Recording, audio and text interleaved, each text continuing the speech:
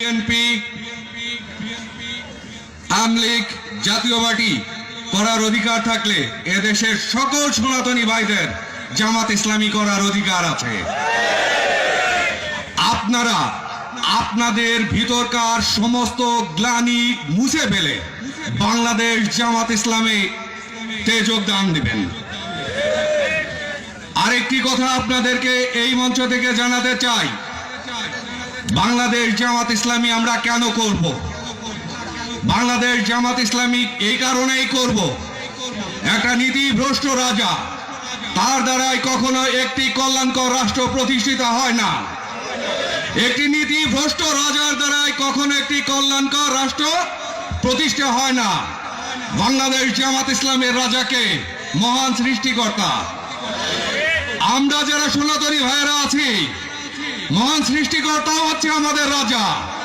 আমরা বিশ্বাস করি একজন ধর্মপরায়ণ লোকের দ্বারা একজন ধর্মপরায়ণ লোক ক্ষতিগ্রস্ত হইতে পারে না। অতএব বাংলাদেশ জামাত ইসলামী মহান সৃষ্টিকর্তার আইন চাই আর সৎ লোকের শাসন চাই। যে কারণে প্রিয় সনাতনী ভাইয়েরা, আমরা দলে দলে জামাত ইসলামী করব।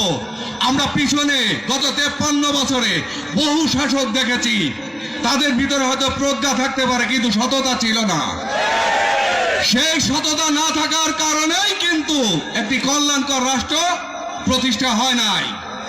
প্রিয় সনাতনী ভাইরা, আপনাদের এই মঞ্চ থেকে আমি বলতে চাই, যদি আপনারা সৎ লোকের পাশে থাকতে চান, অবশ্যই আপনারা জামাত ইসলামকে ভোট দিবেন।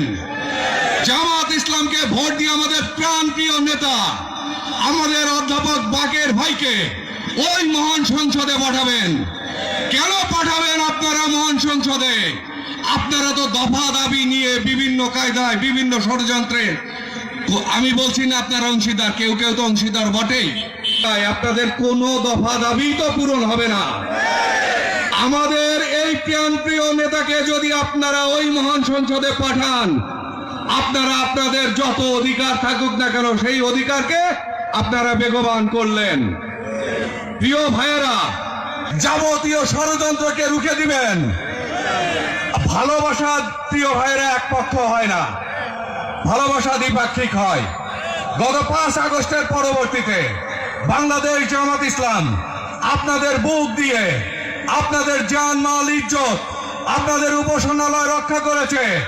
আপনারা আপনাদের অন্তরের ভালোবাসা দিয়ে এই জামাত ইসলামকে ভোট দিয়ে আমাদের প্রিয় নেতা বাকের ভাইকে ভোট দিয়ে ওই মহান সংসদে পাঠাবেন, তাকে ফুলেল শুভেচ্ছা জানাবেন। এই বলে আমি আমার বক্তব্য শেষ করছি। সবাইকে ধন্যবাদ। বাংলাদেশ জামাত ইসলামী জিন্দাবাদ, বাংলাদেশ জিন্দাবাদ।